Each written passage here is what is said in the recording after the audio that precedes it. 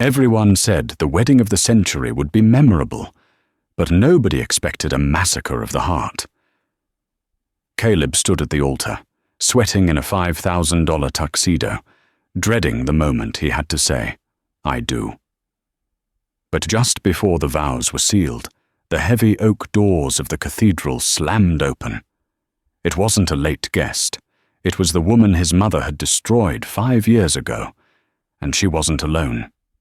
Standing on either side of her were 2 4-year-old boys with Caleb's exact green eyes. His mother had sent the invitation out of pure spite, hoping to break the poor girl's heart one last time. Instead, she invited a hurricane that was about to tear her empire apart. The air inside the master suite of the Breakers' mansion in Newport, Rhode Island, was cold enough to preserve a corpse. Caleb stared at his reflection in the antique floor-to-ceiling mirror, but he didn't recognize the man looking back. He was 32, the heir to the sterling logistics empire, and in less than an hour he was set to merge his family's fortune with the Halloway banking dynasty by marrying Abigail Halloway. It was a business transaction wrapped in silk and white roses. "Stop slouching, Caleb. You look like a defeated soldier." "Not a groom." The voice cut through the silence like a serrated knife. Victoria Sterling, his mother, swept into the room. She was wearing a custom silver Dior gown that probably cost more than most people's college tuition. Her hair was pulled back in a severe, flawless chignon, and her neck was draped in the Sterling family emeralds. She didn't look like a mother on her son's wedding day. She looked like a general on the eve of a conquest. "I can't breathe in this thing, Mother," Caleb muttered, tugging at the collar of his shirt. "You'll breathe when the merger is signed," Victoria said, walking over and slapping his hand away from his neck. She fixed his bow tie with aggressive precision. "Do you know how much stock prices have risen just on the rumors of this wedding?" 7%, Caleb. 7% since Tuesday. "Is that all this is?" Caleb asked, his voice low. "Stock prices?" Victoria sighed, the sound of a woman exhausted by her son's incompetence. "Don't be melodramatic. Abigail is a wonderful girl. She's educated. She comes from good stock, and she knows how to run a household of this magnitude. She is appropriate." Appropriate. That was Victoria's favorite word. 5 years ago, Caleb had found someone who wasn't appropriate. Her name was Maya. She was a scholarship student at Yale, studying art history. She worked 2 jobs, one at a coffee shop on Chapel Street and another as a tutor, just to pay for her books. She had paint under her fingernails and smelled like vanilla and old paper. Caleb had loved her with a ferocity that terrified him. But Victoria had ended it. Caleb still didn't know the full details of how she did it. He just remembered coming home to his apartment in New Haven to find Maya gone. No note, no phone call, just an empty closet and a blocked number. When he confronted his mother, Victoria had simply sipped her tea and said, "She took the check, Caleb. Everyone has a price. I offered her $50,000 to disappear, and she took it without blinking. She never loved you. She loved your wallet." That revelation had hardened Caleb. It turned him into the cold, obedient son Victoria wanted. If Maya, the most genuine person he'd ever met, could be bought, then love didn't exist. "Are you listening to me?" Victoria snapped, snapping her fingers in front of his face. "I'm listening," Caleb said, looking away. "Good. Now, Abigail is waiting for her gift. I had the assistant pick up the diamond tennis bracelet from Cartier. Make sure you give it to her before the photos start. And smile, Caleb. The New York Times is covering this. I won't have you looking like a brooding teenager." Victoria smoothed down the lapels of his jacket, her eyes scanning him for any imperfection. "I did this for you, you know." I got rid of the weeds so the garden could grow. You'll thank me one day." She turned to leave, her heels clicking sharply on the hardwood. At the door she paused, a cruel smirk touching her lips. "Oh, and don't worry about any unwanted guests. Security is tight, although I did send a little invitation to that old flame of yours, to her parents' address in Ohio." Caleb froze. His blood went cold. "You invited Maya? Why?" Victoria laughed, a chilling, tinkling sound. "Closure, darling. I wanted her to see what she gave up. I wanted her to see you standing at the altar with a woman of actual worth. It's the ultimate victory. But don't worry. She won't come. People like her don't have the courage to face their betters." She walked out, leaving Caleb standing in the center of the room, his heart hammering against his ribs. She had invited Maya. It was a power move, a final twist of the knife to ensure Maya knew she had lost. Caleb walked to the window and looked out at the sprawling lawn where 300 guests were taking their seats. It was a sea of designer hats and linen suits. He felt like he was about to vomit. The ceremony was being held in the grand hall, a space dripping with gold leaf and crystal chandeliers. The smell of thousands of imported white lilies was overwhelming, cloying and sweet like a funeral parlor. Caleb stood at the altar, his best friend and best man, Harrison, by his side. Harrison leaned in, keeping his voice low. "You look like you're facing a firing squad, man. Blink twice if you need me to fake a medical emergency." Caleb managed a weak, grim smile. "My mother invited Maya." Harrison's eyes went wide. "What? Is she insane?" "She wanted to rub it in," Caleb whispered, his eyes scanning the crowd involuntarily. "She sent the invite to her parents' house." "She's not going to show, Caleb," Harrison said firmly. "Maya was proud. She wouldn't come here to watch you marry the Wicked Witch of the Upper East Side." The organ music swelled, shaking the floorboards. The conversation was cut short. The doors at the back of the hall opened, and the procession began. First came the bridesmaids, dressed in blush-pink gowns that Abigail had insisted cost $2,000 each. They walked with the synchronized precision of soldiers. Then came the flower girls, dropping petals that probably cost more than Caleb's first car. Finally, the music shifted to the bridal chorus. Everyone stood. Abigail Halloway appeared at the entrance. She was objectively stunning.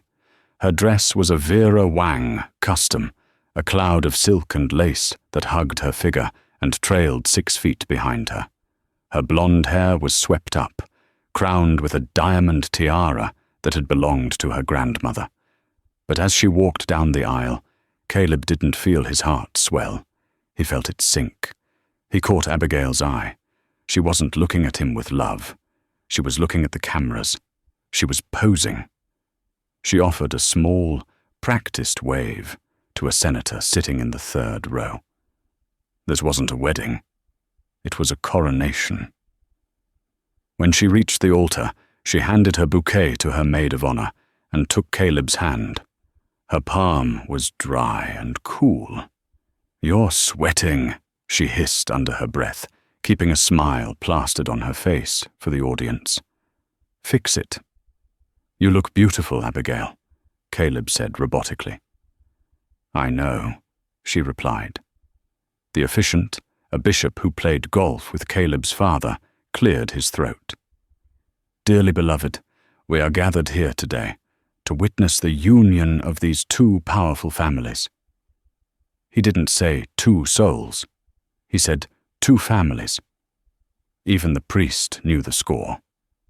Victoria was sitting in the front row, dabbing a dry eye with a lace handkerchief. She looked triumphant. She caught Caleb's eye and gave him a sharp nod, a silent command to perform. The bishop droned on.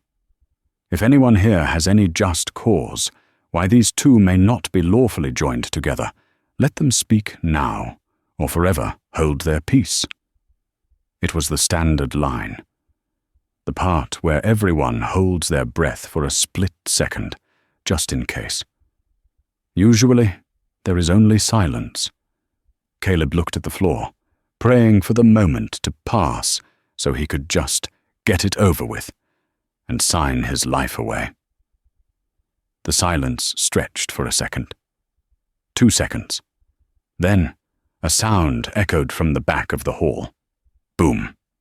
The heavy double doors, which had been closed by the ushers, were thrown open with such force that they banged against the walls. A gasp ripped through the congregation. 300 heads turned in unison. The light from the foyer poured in, silhouetting a figure. It was a woman. She was wearing a dress the color of midnight blue, sharp, tailored, and undeniably expensive.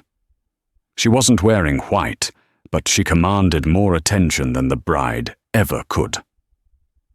She stepped into the hall. Her heels clicked on the marble with a rhythm that sounded like a countdown.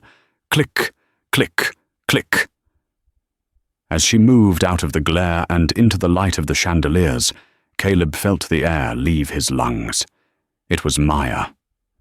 But it wasn't the Maya he remembered. The girl in the oversized sweaters and messy buns was gone. This woman was poised, dangerous, and radiating a cold, hard power. Her hair was cut in a sharp bob, and her makeup was flawless. And she wasn't alone. Holding her left hand was a small boy in a miniature navy suit.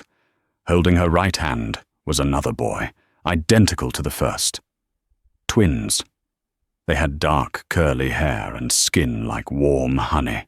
But as they walked closer, boldly staring at the crowd, Caleb saw it. He saw the shape of their jawlines. He saw the way they furrowed their brows. And when they got close enough, he saw their eyes. Emerald green. The sterling family eyes. The silence in the room was absolute. It was heavy, suffocating. You could hear the rustle of fabric as people leaned forward, desperate to understand what they were seeing. Abigail dropped Caleb's hand. Her perfect smile faltered, replaced by a look of confusion and rising anger. "Who is that?" she snapped, her voice echoing slightly in the quiet hall. Victoria was already on her feet. Her face had drained of color, leaving her looking like a wax statue. She stepped out of the pew, blocking the aisle. "Security!" Victoria shrieked, her composure shattering instantly. "Get them out! Get this trash out of here!" Maya didn't stop. She didn't even flinch. She kept walking until she was 10 feet away from Victoria, right at the base of the altar steps. The twins clung to her hands, looking around at the flowers with wide, curious eyes, seemingly unbothered by the screaming woman in the silver dress. "Hello, Victoria," Maya said. Her voice was calm, melodic, and carried perfectly to the back of the room. "You have a lovely home. A bit drafty, though." "How dare you!" Victoria hissed, trembling with rage. "You ungrateful little gutter rat! I told you to disappear! I paid you to disappear!" A ripple of shock went through the crowd. The whispers started instantly. "Paid her?" Maya smiled, but it didn't reach her eyes. "Oh, I know. And I invested that 50,000 wisely. Thank you for the seed capital. But I'm not here for money. I'm here because I received an invitation."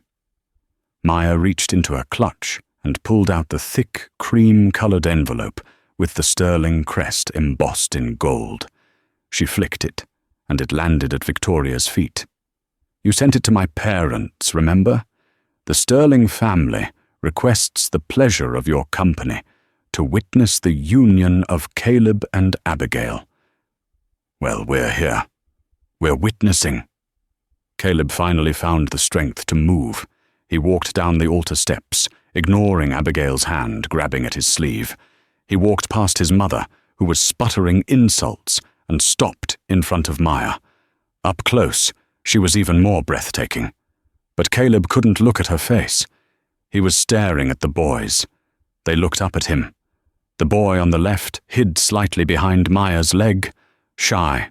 The boy on the right stared right back at Caleb, tilting his head in a way that Caleb did when he was thinking. "Maya," Caleb whispered, his voice breaking. Who are they?" Maya looked at him, her expression softening just a fraction before hardening again. "This is Liam," she said, nodding to the shy one. "And this is Noah." "How old are they?" Caleb asked, though he already knew the math. "They just turned 4, Maya said. 4 years. Caleb did the calculation. The timeline matched perfectly. She had left 5 years ago. She would have been pregnant when she left. Pregnant when Victoria kicked her out. Caleb turned slowly to look at his mother. The realization hit him like a physical blow to the stomach. "You knew," Caleb said. It wasn't a question. Victoria straightened her back, trying to regain control of the narrative. "Don't be ridiculous, Caleb. She's lying. She's a grifter. She probably picked those children up from a casting agency to create a scene and extort more money from us." She turned to the crowd, spreading her arms. "Everyone, please remain calm. This is obviously a disturbed woman seeking attention. Security is on the way." 2 burly security guards in black suits came running down the side aisle. "Don't touch them!" Caleb roared. The sound was so loud, so primal, that the guards skidded to a halt. Caleb was never the one to yell. He was the quiet one, the obedient one. But now his face was red, and veins were bulging in his neck. "Caleb!" Abigail shouted from the altar, throwing her bouquet on the ground. "What are you doing? Let them throw her out so we can get married." "Shut up, Abigail," Caleb said, not even looking at her.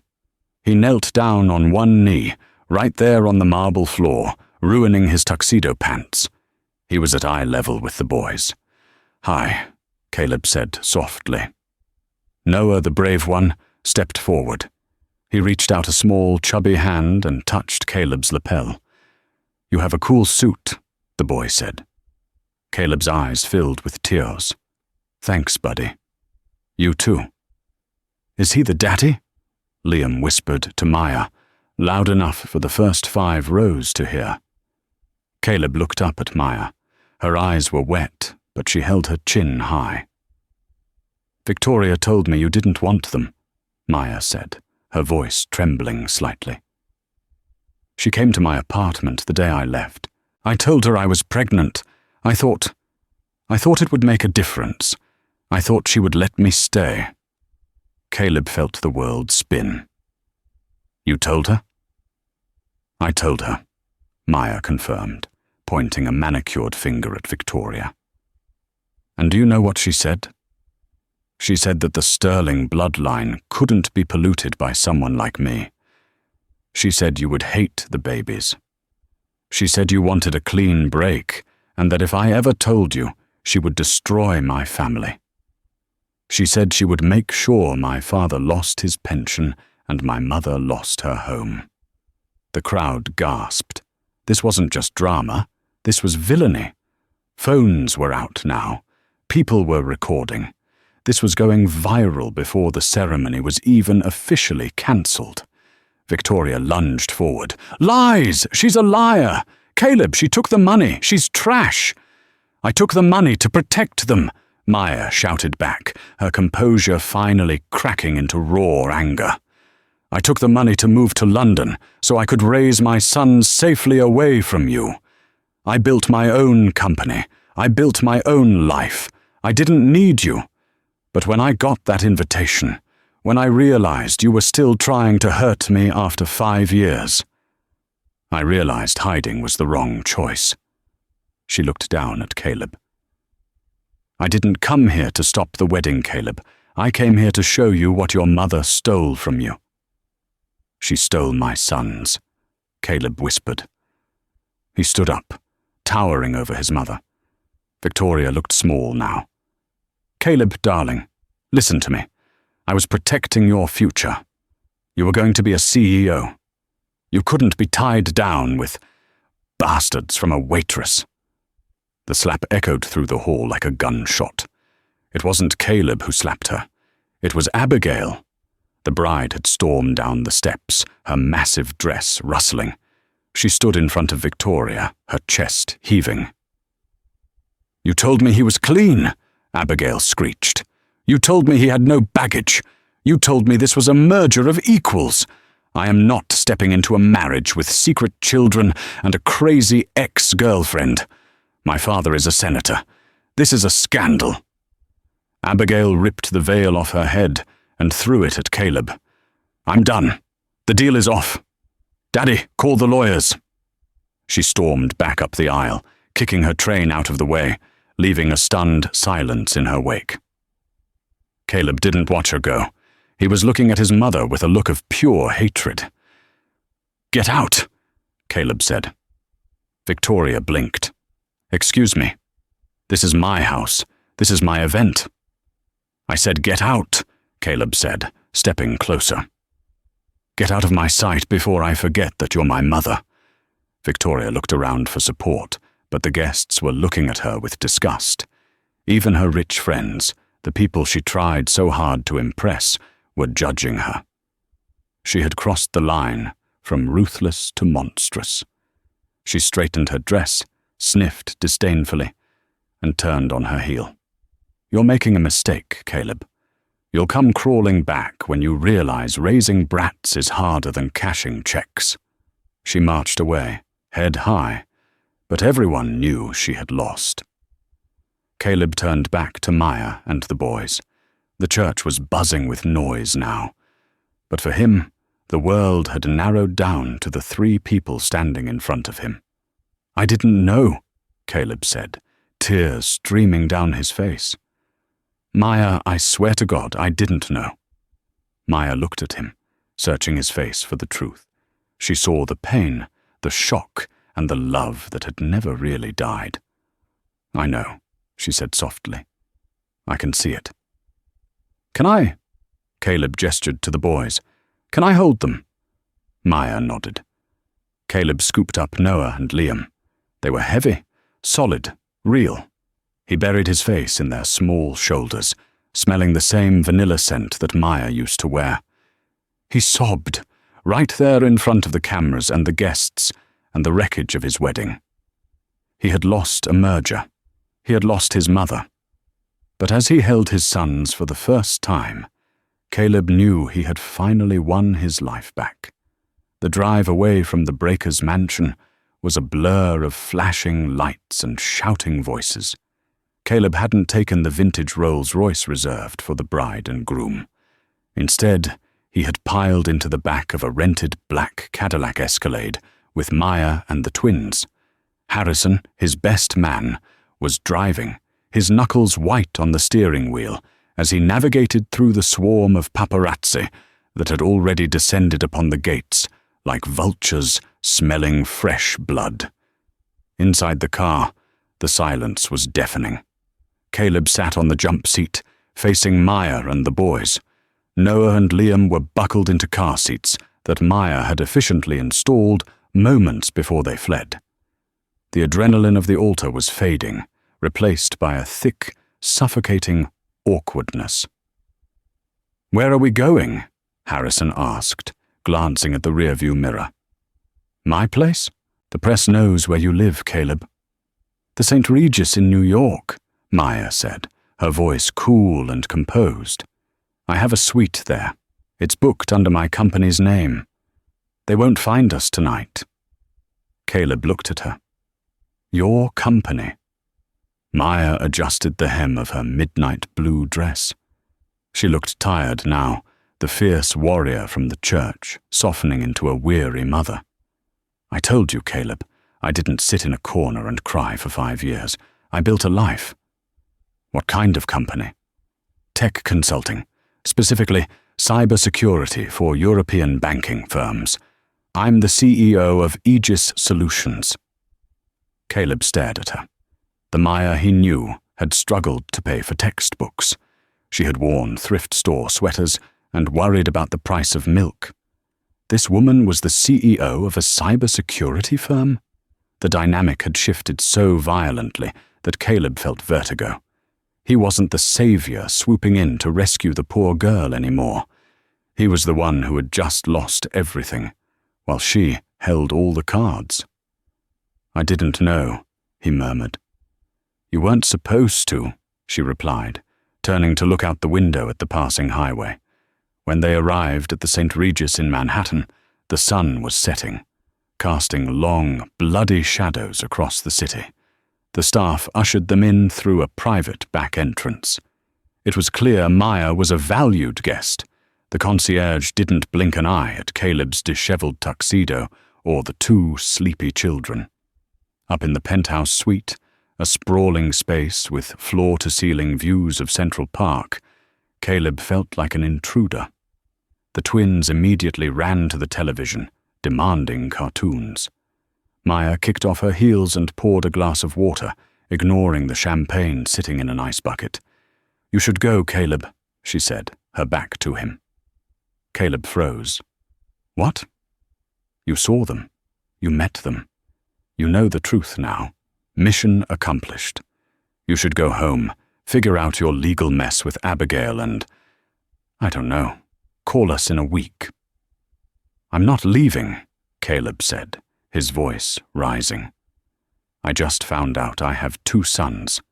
You think I'm just going to walk out the door?" "You walked out 5 years ago," Maya shot back, spinning around.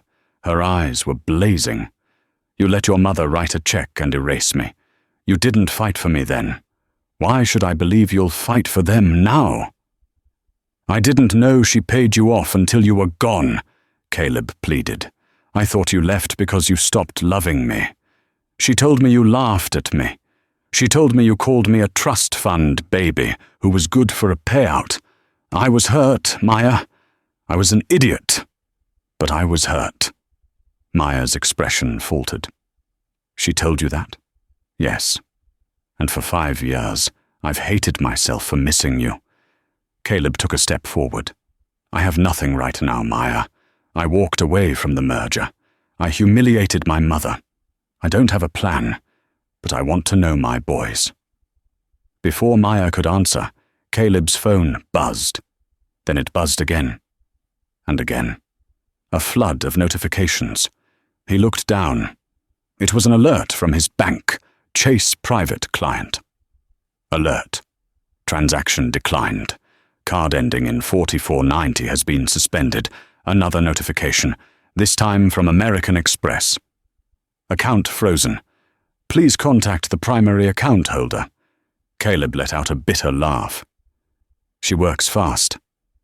"Victoria?" Maya asked. "She's cut me off," Caleb said, tossing the phone onto the velvet sofa. "Credit cards, bank accounts. I'm guessing she's already called the board of Sterling Logistics to initiate a vote of no confidence. By tomorrow morning, I'll be fired from my own family company." He looked at his hands. "I have exactly $40 in my wallet and a tuxedo I can't return. That's it." Maya looked at him for a long moment. She saw the fear in his eyes, not the fear of losing money, but the fear of being useless. The Caleb she knew was defined by his family name.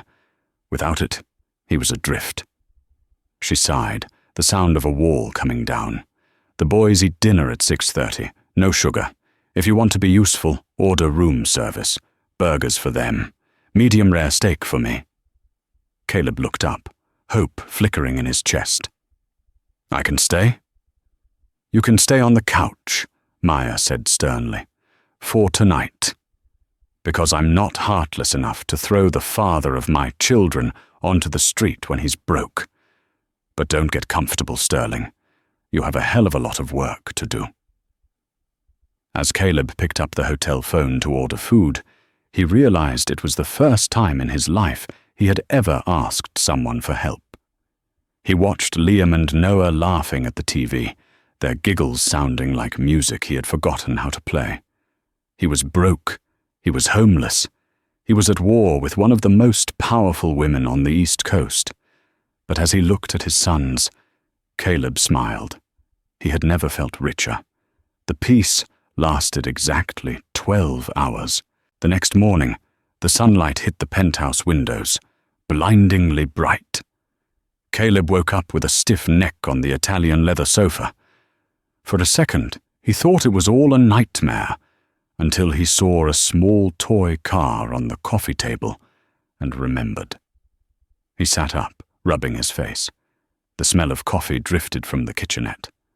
Maya was already up, dressed in a silk robe, tapping furiously on her laptop. The twins were eating pancakes, making a glorious mess of syrup. "Morning," Caleb croaked. "Don't look at the TV," Maya said, without looking up. Naturally, Caleb looked at the TV. It was CNN Business. The headline at the bottom of the screen was in bold red letters, "Sterling Dynasty Crumbles. Wedding Fiasco. Leads to billion-dollar stock dip." The screen showed footage from outside the church. It showed Abigail Halloway storming into a limousine, looking like a vengeful spirit. Then it cut to a statement being read by a lawyer, Arthur Pendleton, the Sterling family's fixer. "The Sterling family is deeply saddened by the mental health crisis currently affecting Caleb Sterling," the lawyer read, his face impassive. "Due to erratic behavior and potential substance abuse issues, Mr. Sterling has been removed from his position at Sterling Logistics, effective immediately. Mrs. Victoria Sterling will assume interim control. Furthermore, the family is concerned for the welfare of any children involved in this unfortunate episode." Caleb felt the blood drain from his face. "Substance abuse? I don't even drink heavily. She's lying to the press to discredit me." "It gets worse," Maya said, turning her laptop screen toward him. It was an email, not to Caleb, but to Maya. It had been sent to her personal encrypted email address, something very few people had. Subject: Notice of Emergency Custody Hearing from Pendleton and Associates. Dear Ms. Hayes, please find attached a court order for an emergency hearing regarding the welfare of minors Liam Hayes and Noah Hayes. Our client, Mrs. Victoria Sterling, asserts grandparental rights under New York State Domestic Relations Law Section 72.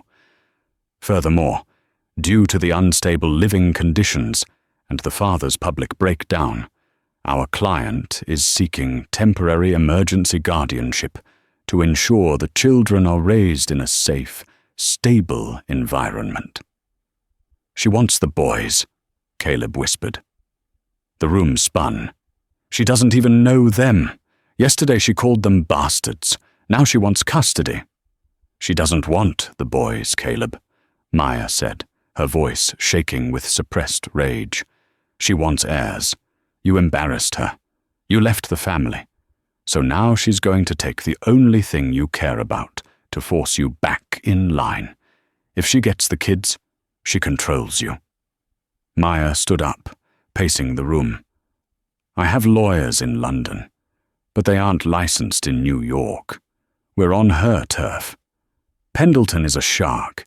He's destroyed senators. We fight, Caleb said, standing up. I'll testify against her. I'll tell the judge everything. You're an unemployed man with no assets who just had a public breakdown at his own wedding, Maya countered brutally. And I'm a single mother who kept the children secret for 4 years. They'll paint me as manipulative and you as unstable. In the eyes of a conservative family court judge, Victoria Sterling, the billionaire philanthropist, looks like the only responsible adult. Suddenly, there was a heavy knock on the hotel door. Caleb and Maya exchanged a look. Maya moved instinctively to stand in front of the twins. Caleb walked to the door and looked through the peephole. It wasn't room service. He opened the door. Standing there was a process server, a man in a cheap windbreaker holding a thick envelope. Behind him were 2 uniformed NYPD officers. Maya Hayes? The process server asked. I'm Maya Hayes, she said, stepping forward. You've been served, he said, thrusting the papers at her. One of the police officers stepped in. Ma'am, we also have a welfare check request for the minors. We need to verify that there are no drugs or hazardous materials in the vicinity, and that the children are physically unharmed." "This is harassment," Caleb shouted. "My mother sent you, didn't she?" "Step back, sir," the officer said, his hand resting near his belt. "We are just doing our job. We received an anonymous tip about potential child neglect." Maya put a hand on Caleb's chest to stop him. She looked at the officer calmly, though her hand was trembling on Caleb's shirt. "You can come in. You can see they are eating pancakes. They are happy. They are healthy. And then you can leave." The officers walked in. They looked around the luxurious penthouse, saw the cartoons on TV, saw the sticky syrup faces of Liam and Noah. It was obviously a loving environment. "They look fine," the officer muttered to his partner. He turned to Maya. "Sorry to disturb you, ma'am. You know how these high-profile disputes get." As they left, Caleb slammed the door and locked it. He leaned his forehead against the wood, breathing hard. "She's not going to stop," Caleb said. "She called the cops on her own grandchildren just to rattle us." Maya was flipping through the court papers. Her face was pale. "The hearing is in 48 hours. She's claiming that I am a flight risk because of my UK citizenship. She wants an immediate injunction to stop me from leaving the country with the boys." She looked up at Caleb, and for the first time, he saw genuine fear in her eyes. Maya could handle poverty. She could handle business rivals. But the threat of losing her children to the woman who ruined her life, that terrified her. "I need a lawyer," she said. "Not a corporate lawyer, a pit bull, someone who hates the Sterlings." Caleb's mind raced. He thought about his old life, the country clubs, the galas. Everyone was in Victoria's pocket. No major firm in New York would take a case against Victoria Sterling. The conflict of interest and the fear of retribution was too high.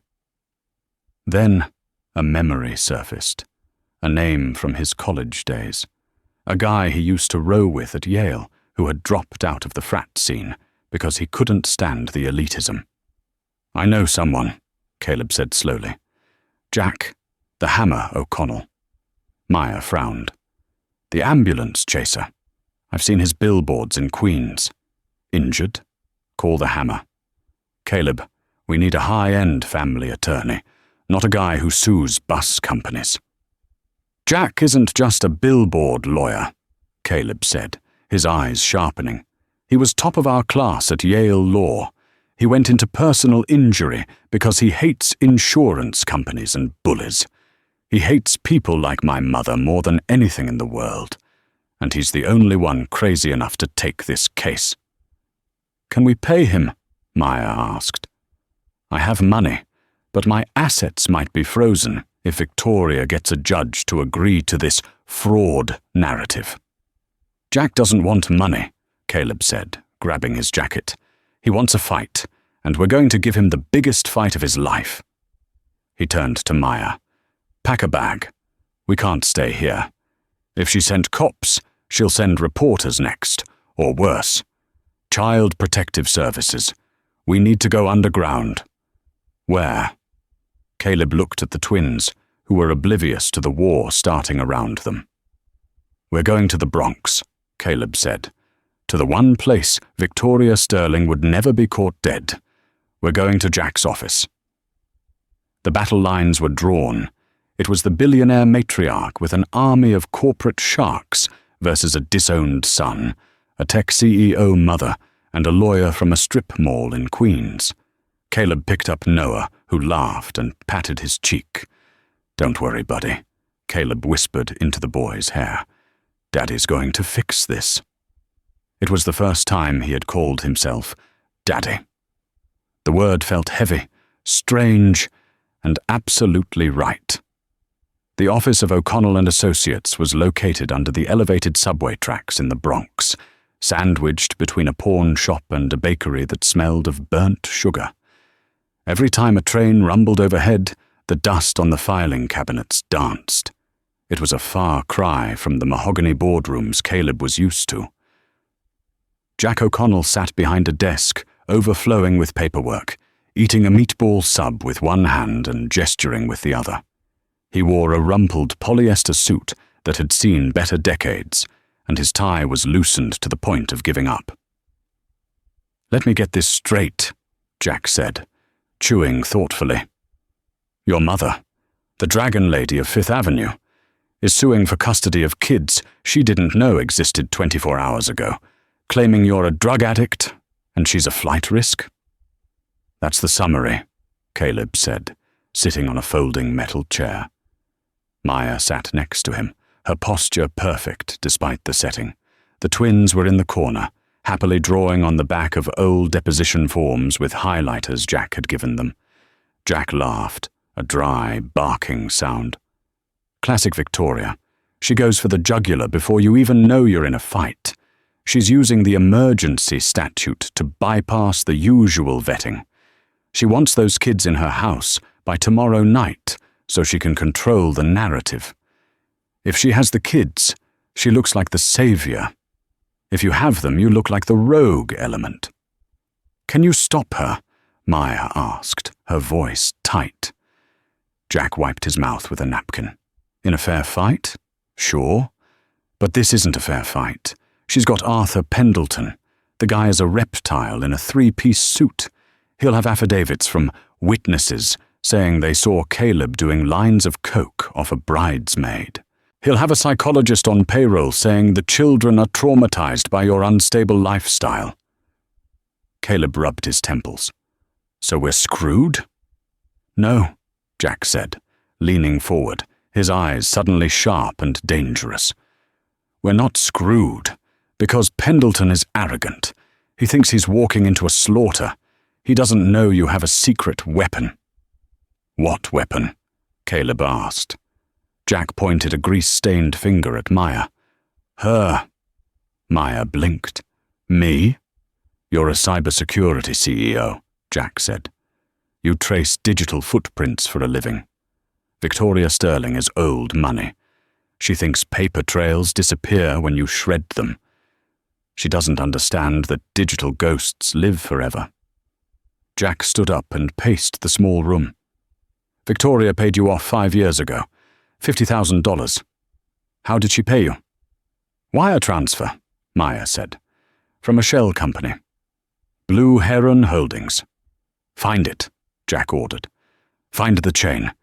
If we can prove that Blue Heron is directly controlled by Victoria Sterling, and we can find any communication, emails, texts, notes to her accountant, where she references the pregnancy or the payoff, we prove premeditation. We prove she knew about the heirs and chose to abandon them. That kills her Grandmother of the Year act dead." Maya opened her laptop instantly. The screen cast a blue glow on her determined face. "I can do that. I can get into the banking records if I have the routing number from the original transfer." "Do it," Jack said. "We have until 9 a.m. tomorrow. Caleb, you're on babysitting duty. Keep the kids happy, keep them quiet, and for God's sake, don't let anyone take a picture of you." The rest of the night was a blur of tension and caffeine. While Maya worked in a trance-like state, hacking through layers of corporate obfuscation, Caleb sat on the floor with Liam and Noah. He built a fort out of law books. He told them stories about a prince who got lost and found 2 brave knights. For the first time in his life, Caleb wasn't thinking about stock prices or public image. He was thinking about how small Noah's hand felt in his, and how Liam had a little wheeze when he laughed too hard. Around 3 a.m., Maya gasped. "Got you," she whispered. Caleb looked up from the floor where the boys were finally asleep on a pile of coats. "What is it?" Maya turned the laptop around. Her eyes were red-rimmed but triumphant. "I followed the money. Blue Heron Holdings isn't just a shell company. It's the account she uses to pay off everything. Caleb, look at this ledger," Caleb squinted at the spreadsheet. It was a list of payments, private investigator services, hush money to a former maid, political donations. And this, Maya said, clicking on an archived email attached to the account history. It was an email from Victoria to her personal accountant, dated 5 years ago. Subject: the H problem transfer, the $50K to the Hayes girl. Make sure she signs the NDA. If she ever contacts Caleb about the condition she claims to be in, cut the funding to her father's pension immediately. I want that problem, and the potential offspring erased. Potential offspring, Caleb read, his voice trembling with rage. She called my children a problem to be erased. We have her, Jack said from his desk, a grin spreading across his face. Print it all. The New York State Family Court building was a grim, imposing structure of grey stone. The hallway outside Courtroom 4B was packed. Reporters were swarming, held back by court officers. The flashbulbs were blinding. Victoria Sterling stood near the entrance, looking like a tragic heroine. She was dressed in a modest black suit, wearing no jewelry, clutching a Bible. It was a masterclass in manipulation. When she saw Caleb, Maya, and Jack approach, her eyes narrowed. She didn't look at the twins, who were clutching Maya's hands, looking terrified of the crowd. Caleb, Victoria said, her voice dripping with fake concern. You look terrible. Please let me take the boys. This environment is toxic for them. Get out of my way, Mother, Caleb said. His voice was steady. He wasn't the boy who fixed his tie for her anymore. Mr. Sterling, Arthur Pendleton interjected. He was a tall man with silver hair and a smile that cost more than Jack's car. We have a private room reserved, if you'd like to sign the temporary custody agreement now. Save yourself the embarrassment of the judge reading your psychiatric evaluation. Jack O'Connell stepped in, chewing on a toothpick. Save the threats for the rookies, Artie. We'll see you inside. Inside the courtroom, the air was stale. Judge Marilyn Vance sat on the bench. She was known as the Iron Lady of Family Court. No nonsense, conservative, and tough. Pendleton started strong. Your Honor, he began, pacing the floor. This is a simple case of child welfare.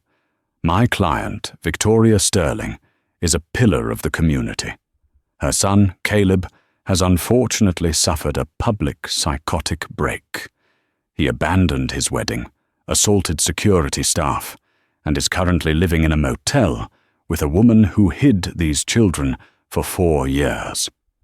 We are simply asking for temporary emergency guardianship to ensure these innocent boys are raised in a stable, Sterling environment. He produced affidavits. He produced photos of Caleb yelling at the church. He painted a picture of a man unhinged. Judge Vance looked at Caleb over her glasses. Mr. Sterling, you admit you didn't know these children existed until yesterday? Yes, Your Honor, Caleb said, standing up. But that is because he was on a drug-fueled bender, Pendleton interrupted. Objection, Jack roared, slamming his hand on the table. Counsel is testifying. Sit down, Arthur. Judge Vance banged her gavel. Mr. O'Connell, control yourself. Mr. Sterling, sit down. I'm inclined to agree that a hotel room is not a stable environment for 4-year-olds. Mrs. Sterling offers a mansion, private tutoring, and stability. Victoria dabbed her eyes with a tissue. I just want to love my grandsons, Your Honor. I want to make up for the time their mother stole. You want to talk about stealing time? Jack said, standing up slowly. He picked up a thick stack of papers. Your Honor, before you rule, I'd like to submit into evidence Exhibit A through Z. What is this? Pendleton snapped. We haven't seen this discovery. It's rebuttal evidence, Jack said, regarding the fitness of the grandmother. Jack walked to the bench and handed the file to the judge. He handed a copy to Pendleton. 5 years ago, Jack said, his voice dropping to a low storytelling register. Victoria Sterling wired $50,000 to Maya Hayes. She claims it was charity. But we have the email chain. Jack turned to Victoria. Mrs. Sterling, did you or did you not instruct your accountant to erase the potential offspring? Victoria froze. Her face went grey. I don't recall, she stammered. Let me refresh your memory, Jack said. He read the email aloud. If she ever contacts Caleb, cut the funding to her father's pension. The courtroom went silent. Even the court reporter stopped typing for a second. This is a woman, Jack continued, pointing a finger at Victoria, who didn't just hide these children. She used extortion to ensure they grew up without a father. She threatened an old man's pension to keep her bloodline pure. And now, because she needs a PR win, she wants to play mommy? That's not guardianship, Your Honor. That's kidnapping with a gavel. Judge Vance read the papers. Her face grew harder with every page. She looked up at Victoria Sterling. The look was withering. Mrs. Sterling, the judge said, her voice icy.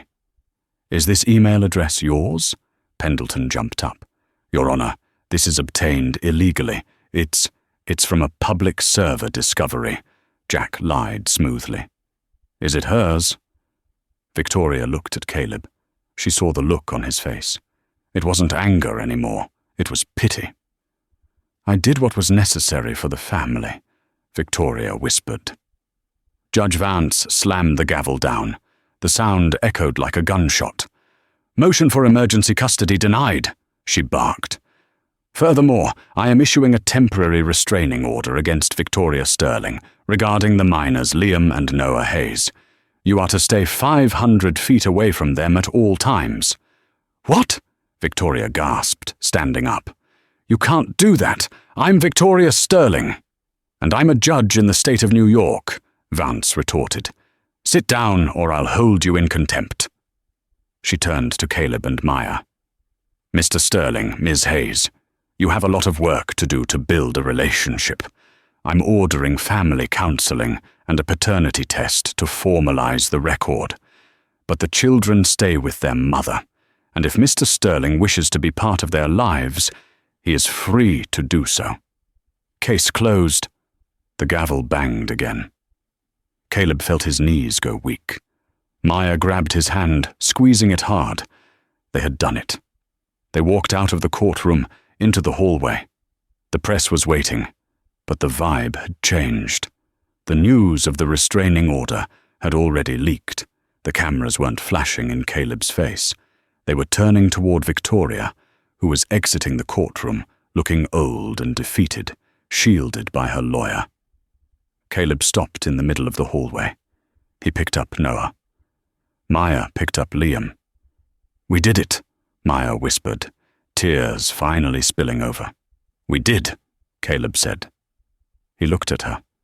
So, about that counseling. Maybe we can start with dinner. A real dinner. Not room service. Maya smiled, a genuine warm smile that reminded him of the girl in the coffee shop 5 years ago. I'm paying. You're broke, remember? I'm working on it. Caleb laughed. He walked out of the courthouse, carrying his son, stepping into the bright New York afternoon. He had no fortune, no job, and no title. But as he walked down the steps, Caleb Sterling knew exactly who he was.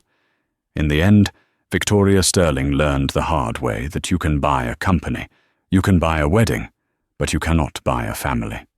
Caleb and Maya didn't just win a court case. They broke a cycle of toxicity that had lasted for generations. Today, Caleb runs a small logistics consulting firm, ironically, a competitor to his mother's empire. And he's never missed a single soccer game. They aren't billionaires anymore, but they have something Victoria never did. A home that isn't empty. If you enjoyed this story of karma and redemption, please smash that like button. It really helps the channel grow. And don't forget to subscribe and hit the bell icon so you never miss a story. What would you have done if you were in Caleb's shoes? Let me know in the comments below. Thanks for watching, and see you in the next video.